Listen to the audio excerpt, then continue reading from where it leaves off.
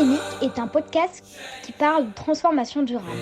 Notre objectif est de partager des expériences d'incitateurs de la transformation durable et de transmettre leurs bonnes pratiques. Systémique vous est proposé par VTED, la marketplace des solutions vérifiées durables. Bonjour François-Marie, merci d'être avec nous. Donc, vous êtes chercheur physicien climatologue au laboratoire des sciences du climat et de l'environnement. Est-ce que vous pouvez nous dire ce qu'il reste à comprendre du climat et de l'environnement ?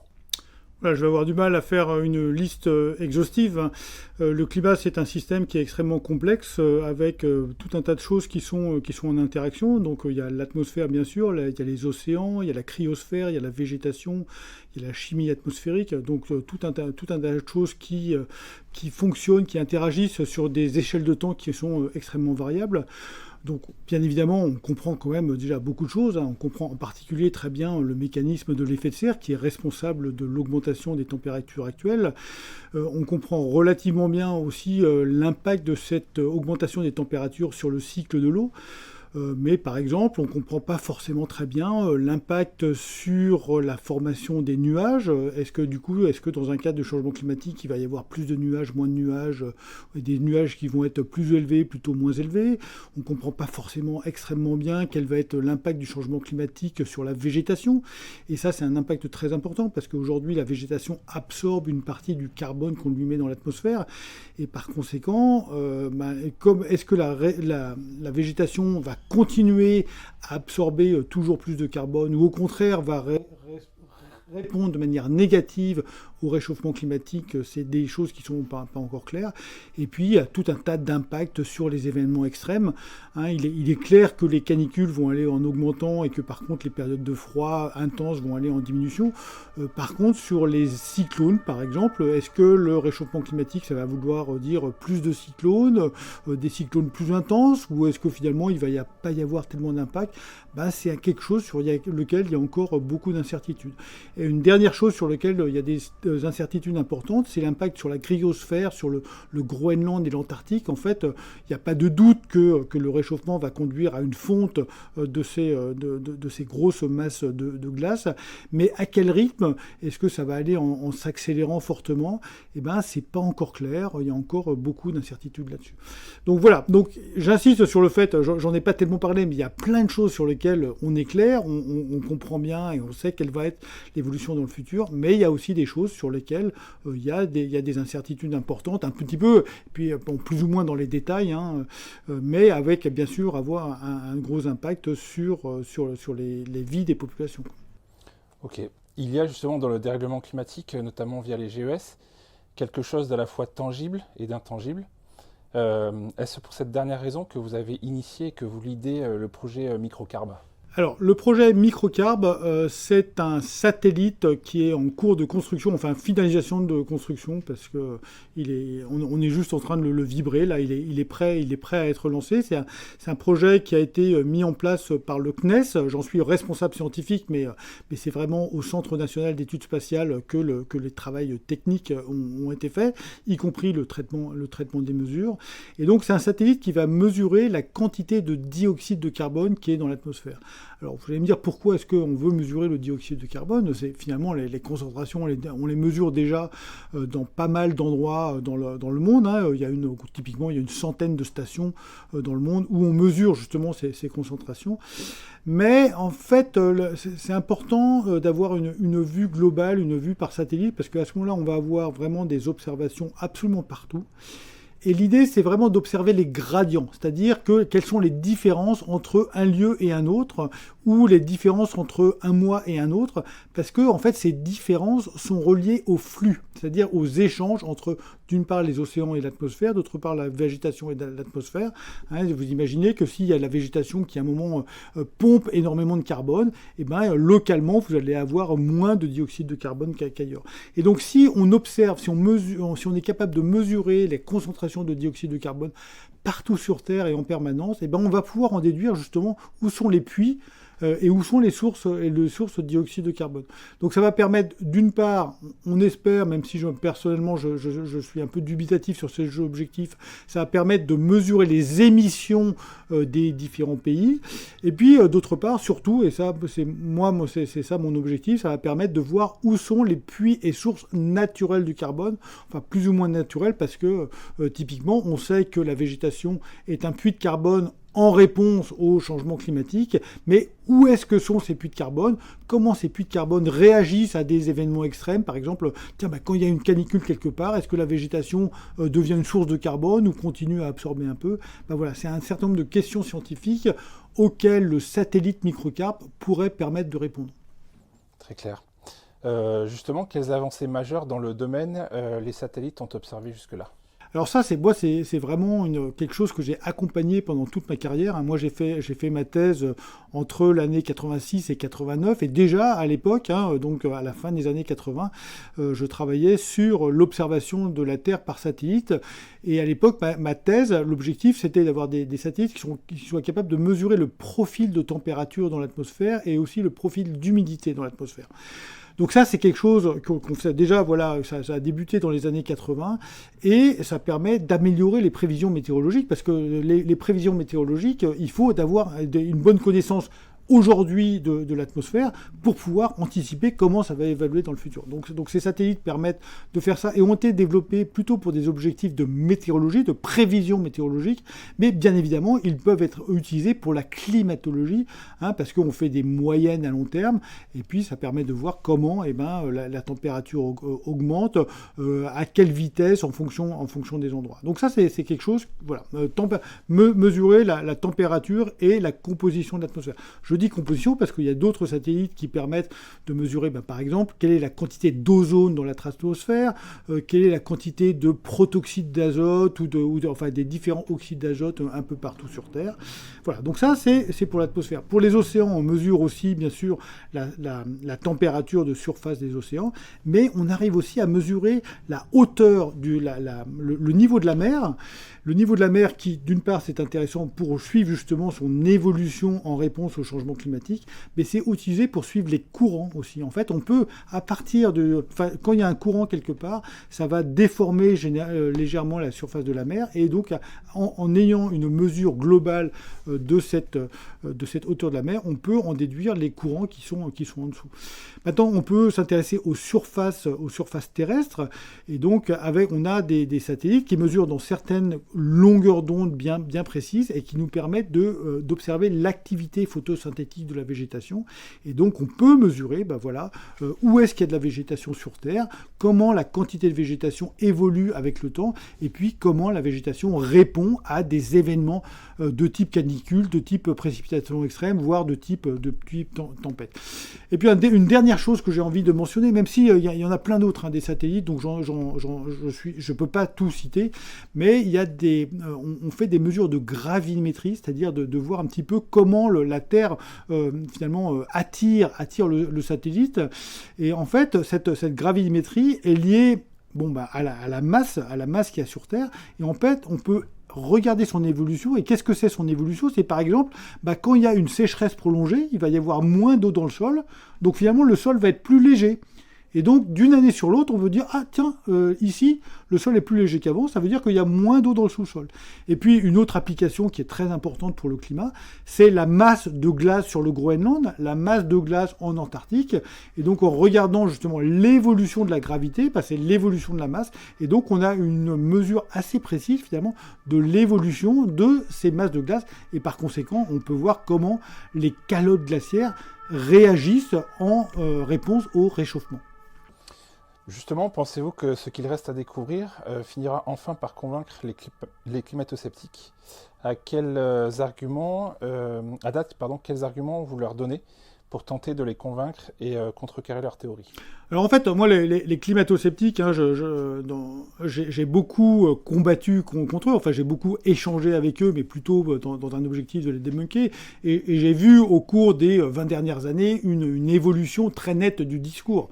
C'est-à-dire que il y a une vingtaine ou voire une quinzaine d'années, on disait encore beaucoup, oh ben non, de toute façon, il n'y a pas vraiment de réchauffement, c'est une variabilité naturelle, c'est un cycle, d'ailleurs ça va redescendre bientôt.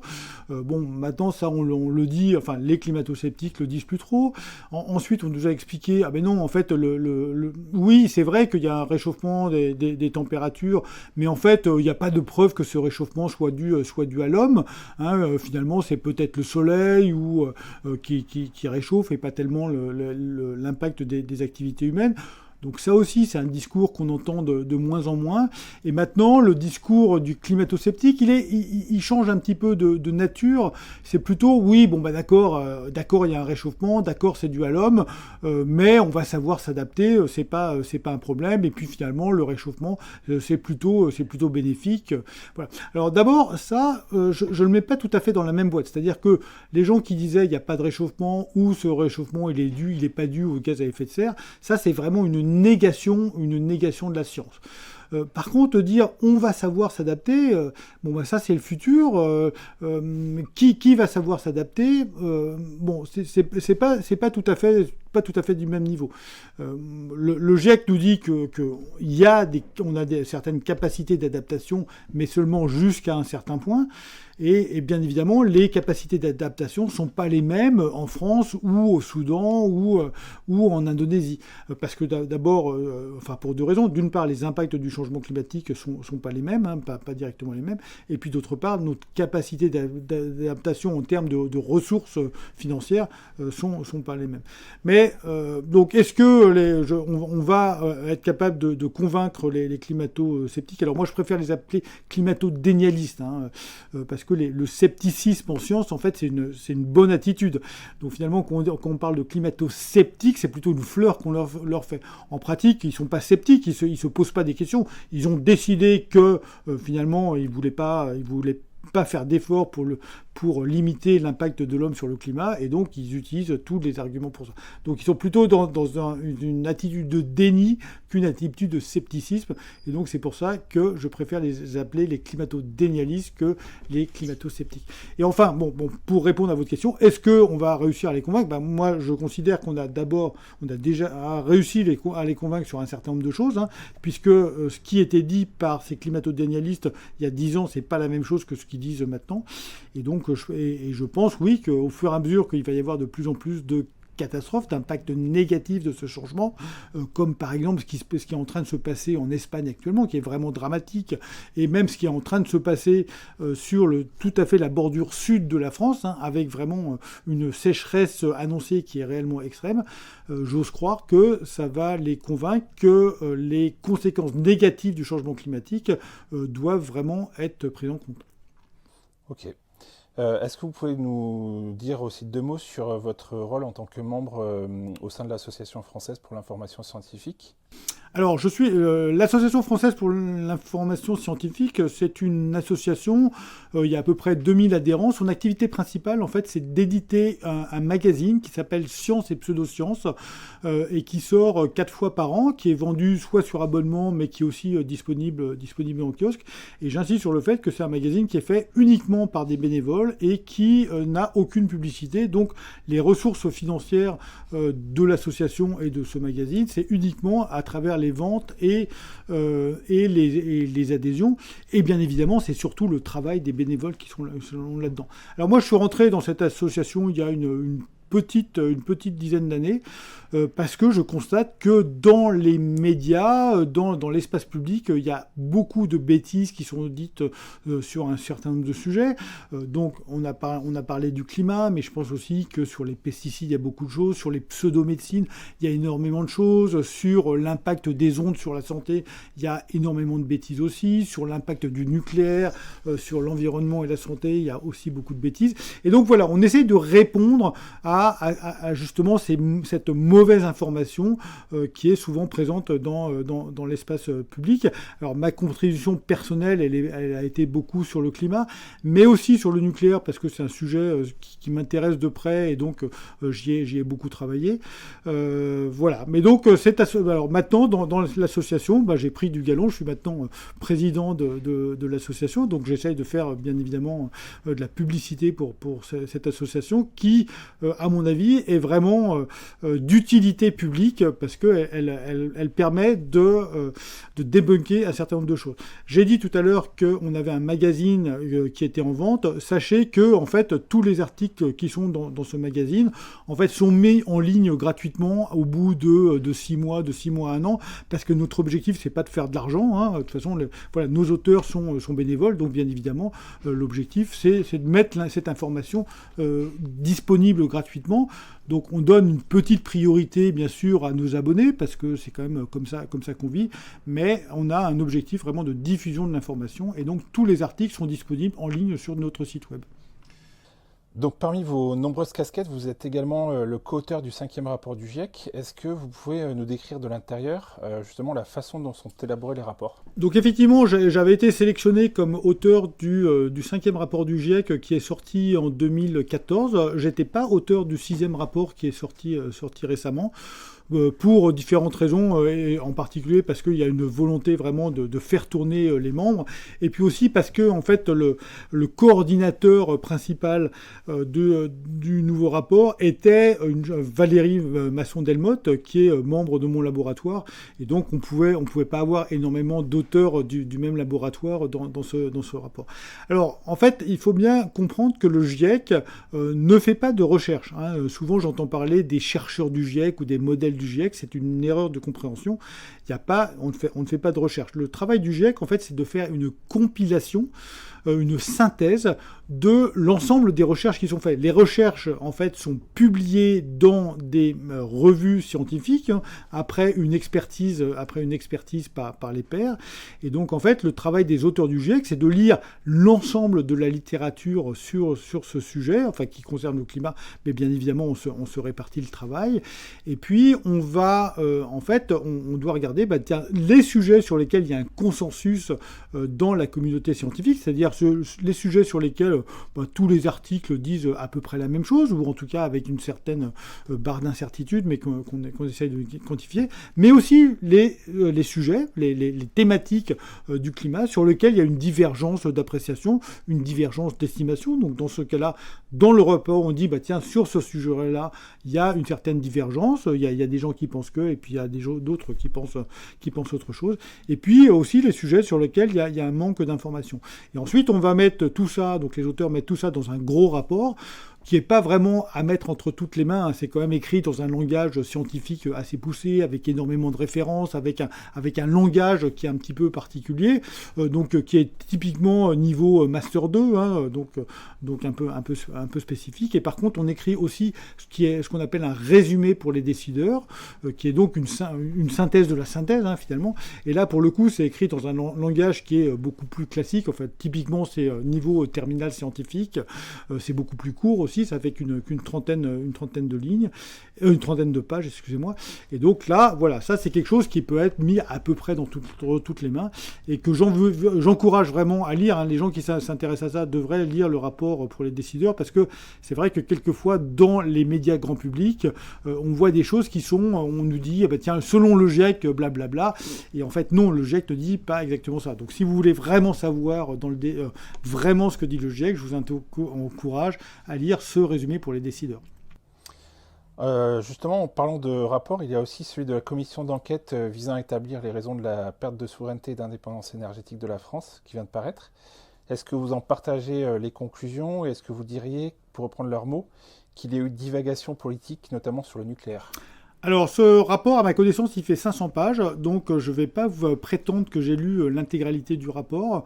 J'ai parcouru un petit peu la synthèse, et puis surtout, je m'étais intéressé aux auditions publiques, hein, parce que, en fait, cette commission d'enquête parlementaire a fait un énorme travail en interrogeant énormément de gens qui étaient des acteurs clés dans le programme nucléaire de ces dernières décennies. Alors, d'une part, le côté technique, techniques, hein, donc des responsables, donc il y avait, je pense en particulier à Yves Bréchet, qui a été haut-commissaire à l'énergie atomique, mais aussi les responsables à EDF, des gens qui étaient vraiment au cœur technique des choses, et puis aussi les responsables politiques qui ont finalement orienté un petit peu la filière. Hein. C'est quand même des décisions politiques qui, par exemple, ont dit à un moment, on va diminuer la part du nucléaire en France, ou on va choisir de fermer Fessenheim, même si c'était une centrale qui, d'après l'autorité de sûreté nucléaire, était encore en état de fonctionner pendant quelques décennies.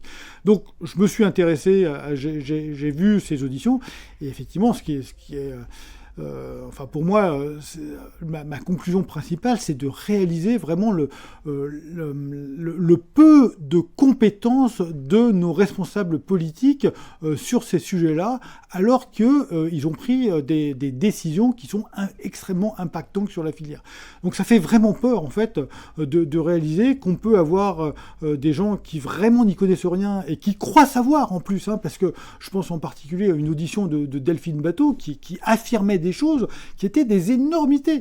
Et donc de me dire que cette personne-là a été vraiment au pouvoir, a eu un pouvoir très fort d'orientation de la filière, ça me fait peur et ça me désespère. Et donc j'espère que les décideurs politiques dans le futur arriveront finalement à écouter un peu plus les conseillers techniques. Hein. Yves Bréchet en particulier a fait une audition en expliquant que lui, il a rédigé énormément de synthèses qui malheureusement n'ont jamais été pris en compte par le responsable politique.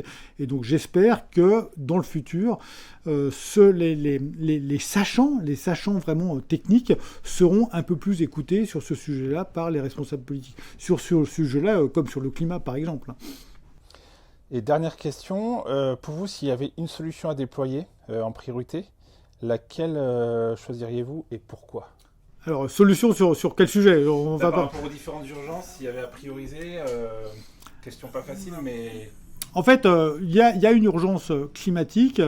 Donc il faut absolument diminuer nos émissions de gaz à effet de serre. La difficulté, c'est que c'est pas seulement la France qui doit diminuer ses émissions de gaz à effet de serre, c'est l'ensemble des pays. Et s'il y a que la France ou que l'Europe qui prend qui se met en marche, malheureusement ça va pas être suffisant. Donc de toute façon, il va falloir s'adapter, mais il faut aussi que la France et l'Europe fassent son rôle et diminuent le plus rapidement possible ces émissions de gaz à effet de serre. Alors, pour ça veut dire qu'il y a deux choses. D'une part, il faut se dire que là où on utilise de l'essence, par exemple, pour les transports, il va falloir passer à, d'une part, moins de transports, hein, donc une part de sobriété, et puis d'autre part, il va falloir électrifier les transports qui vont rester parce qu'on a toujours besoin de se déplacer. Et puis d'autre part, pour ce qui est de la chaleur, hein, donc aujourd'hui, il y a beaucoup de logements qui sont chauffés avec des combustibles fossiles, avec du gaz, voire du fioul, et donc de plus en plus il faudrait se débarrasser en fait de ce chauffage fossile et puis passer à l'électricité. Donc ça veut dire passer à l'électricité et puis d'autre part bien évidemment isoler mieux les logements. Donc même si on prend des mesures de sobriété et d'efficacité, on voit bien qu'on va avoir besoin de plus d'électricité et donc il y a une nécessité d'aller rapidement vers une production d'électricité, non seulement de continuer à avoir une électricité peu carbonée, mais même développer des nouveaux moyens de production d'électricité décarbonée. Et donc pour ça, pour le futur électrique de la France, hein, qui est seulement une part, hein, il ne faut pas confondre l'énergie qui est un ensemble et puis l'électricité qui est une petite part de cette énergie. Et donc pour la partie électrique, vraiment il y a un rapport qui est extrêmement bien fait, c'est le rapport de RTE qui est sorti l'année dernière. Hein, je fais souvent la publicité du rapport du GIEC, mais j'ai envie de faire aussi la publicité du rapport de RTE. Et donc ce rapport, il nous montre bien que si on veut décarboner sur le court terme, eh bien, il faut développer des énergies renouvelables. Et puis, par contre, si on se place un peu plus à moyen terme, c'est-à-dire qu'à partir de 2035, eh bien, une relance du nucléaire est quelque chose qui est très, très efficace. Et donc, voilà, moi, je pense qu'il faut vraiment se mettre dans une perspective de vraie relance du nucléaire. Hein. Donc, le président Macron a parlé de 6, puis 8 réacteurs à l'horizon l'horizon 2050, moi je pense qu'on devrait pouvoir aller encore plus vite que ça, si vraiment on s'en donne la volonté, si c'est vraiment un objectif qui est affiché, je pense qu'il est possible de développer le nucléaire encore plus que ça. Mais sur le court terme, sur un objectif 2030 ou 2035, il faut de toute façon développer aussi des énergies renouvelables parce que les nouveaux réacteurs nucléaires ne seront pas disponibles avant l'échéance typiquement 2035.